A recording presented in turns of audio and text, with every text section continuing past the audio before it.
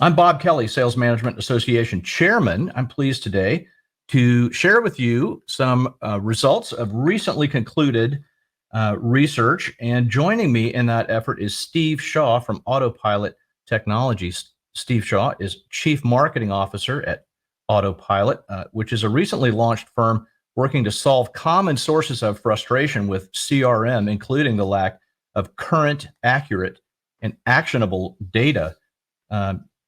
Clearly a relevant issue we'll deal with on today's session. Steve has been an advisor to and a senior marketing leader in a number of high-growth technology startups, including Sierra Monitor Corporation, where he was vice president of marketing and sales, also Accurus Networks, Juniper Networks, Kineto Wireless, and Net.com. It's great to have you with us, Steve. Let me welcome you. Thanks for being here. Well, thanks for having me, Bob. I'm very excited about the work we've done and the ability to share it with the audience. It should be a good session. Great. Well, what I'd like to do is sort of set this up perhaps as a play-by-play and color commentary. So I'd like to recap some of the research. I'll do that in fairly quick fashion. Along the way, I'm going to invite your comment, Steve. I'd also point out that we have a detailed report on this research that is available on our website. Our members can download that right away. If you'd like the additional detail, we'll also be happy to send you that if you drop us a line. So that's how I'd like to do it. And let's get right to it. I'll put some slides up here, and we will start with just a little bit of insight into what we mean when we say salesperson activities. Essentially, what we're trying to understand in this research is how salespeople interact with buyers. What are the various modes of communication and the various platforms that they use to do that? One really interesting thing we learned is that it's an expanding set of ways of interacting. It's also quite dynamic. I mean, simply the lurching to all inside and web-based communication because of the pandemic, and then sort of now coming out of that, has led a lot of firms to see quite a lot of change in the way their salespeople are communicating. So it's a very broad set, and it's apparently an expanding one. Let's take a look at some of the research. We find that if we just look at current usage, this is the percentage of companies where at least half the sales force is using this type of communication. That's what the gray bars on this chart represent. The red bars represent the percentage of companies that expect to have at least half their salespeople using that kind of communication within the next 3 years. I think it's great to see the traditional phone call still at the top there, with all the talk of digital communications and that sort of thing, getting people on the phone, and certainly face-to-face meetings continue to be very important in this. Yeah, it's a good thing to point out perhaps that our data, our sample set in this study is predominantly B2B firms. These are people who pay salespeople to do this work. And might also point out that face-to-face meetings, what we're seeing there, that's one of the categories with the highest amount of growth. I think that represents restoring to the pre-pandemic norm would be my guess. Face-to-face meetings have always been important. Yeah. Also, it's not just that these activities are expanding. The importance of tracking them is also expanding. We asked sales organizations to tell us in this study, will tracking activity in these various modes become more important or less important? You can see that some firms, in fact, believe some of these things will become less important. That's the gray bar. But for each of them, it's much more likely that a firm would consider tracking more important than they would consider tracking less important in any of these categories. One of the things that struck me from this chart, obviously, I think we all want to collect more data about what's going on. That's certainly the trend in the industry and that sort of thing. But I think even in B2B sales, we're all sort of people at the end of the day, and we use these sort of things in all of our communication. One of the things that struck me was text messaging coming down there at the bottom.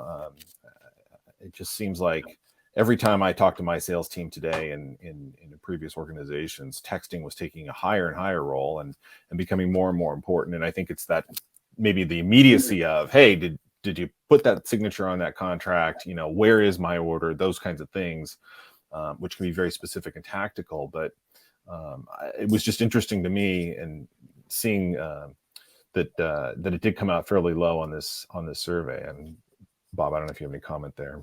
Well, I mean, let's point out. Actually, let me point out a suspicion that I have about.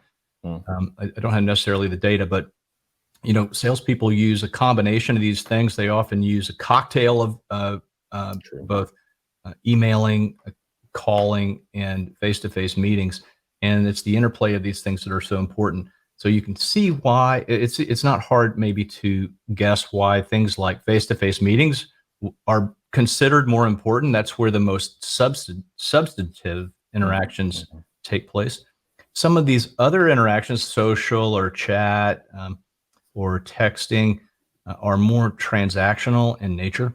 Right. They are simple communications, but they are also at times, in particular with texting, they can represent urgent communications or something critical or time sensitive. So I think it's a mistake to say that you should consider these things separately. I think you really have to consider all of them and also make sure you're getting a whole picture, however many combinations of these things your salespeople tend to use. I think the cocktail analogy is a good one there. So the text message is the 3 olives that go in that martini. Is that? Yeah, nice. Yes. Thank you for that. Also, we did ask about another important way of tracking information. It's not necessarily a communication mode. It's kind of an overlay across all of them. And it is the ability to track activity by sales process step.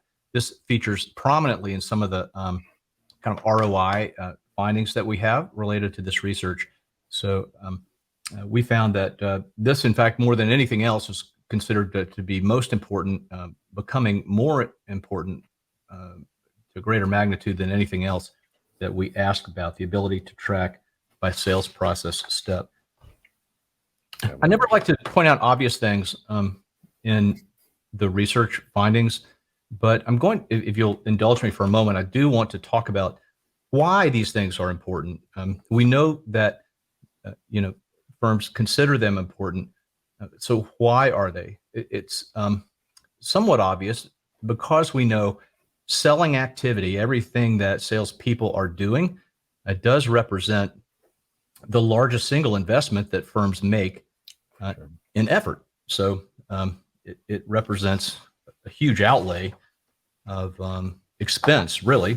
So it makes sense that we would want to know what's happening. And we would use that information in a number of ways. Here are 6 basic ways. I'll run through these quickly. I'll just invite our audience perhaps to comment on this. So the first would be, you want to make sure that people are doing what you expected them to do, and not from a standpoint of just checking up on them, but often sales jobs can become corrupted, if you will, with a lot of administrative or service activities as opposed to the kind of more valuable business development activities that you had intended. So tracking activity helps monitor that. Also, you want to be able to conduct response analysis. I mean, this is a type of analysis that we often see in the pharma industry, where you want to know, well, if I make one additional sales call on a physician, what's the average increase in expected sales on that? And other industries perhaps don't have that level of detail with data, but you do want to understand how many, or what's the quantity of activity that makes a difference in our efforts. You want to know what sales people are doing so you can tinker with that. Often sales process needs to be assessed and changed frequently. So understanding the mix of activities can actually help you dial them in to be more effective, to optimize sales process. Obviously, it can help you make resource allocation decisions because you have a keener insight into a capacity and workload in the sales organization, so you can size and deploy resources more efficiently. And this is a huge boon to productivity for firms that can do it well. And then lastly, you can figure out maybe what's wrong. We don't seem to be closing any sales. Well, and perhaps if you had the insight that you're not generating any proposals, that might be a good place to start, or other insight into what activities are happening, and are they happening at the expected amount? Well, Bob, I wasn't going to get too far into this, but the as you mentioned, Autopilot Technologies Corp. We're pretty new. We're getting started here. 3 of the 5 of us on the executive team all ran sales organizations or have run sales organizations in the past, and this just rings so true. You're sitting at your desk, scratching your head trying to figure these things out, and better data and less impact on the sales team to collect it helps you make better decisions about the entire sales process. So all these things are valuable, and I think really part of what drove us to take on the challenge with Autopilot Technologies and really build the product that we did. So I think it rings true. We all know this to be true. Data and analytics, the ability to digest and make decisions from data, it's an emerging vector of competitiveness. For sure. In any function in the firm, but in the sales organization, it's becoming one faster. I mean, because we've relied on maybe gut for so long that we're making great strides. And so, these are things sales organizations have to embrace, and even if it's not intuitive, not their sort of natural inclination. So yeah, the data is important. Okay. Now let's press on with the research, and let's talk about a little bit about some of the things we found that were concerns. Namely that firms don't have, most firms don't have adequate activity on salesperson. I'm sorry, they don't have adequate data on salesperson activity, right? So what's wrong with the data they have?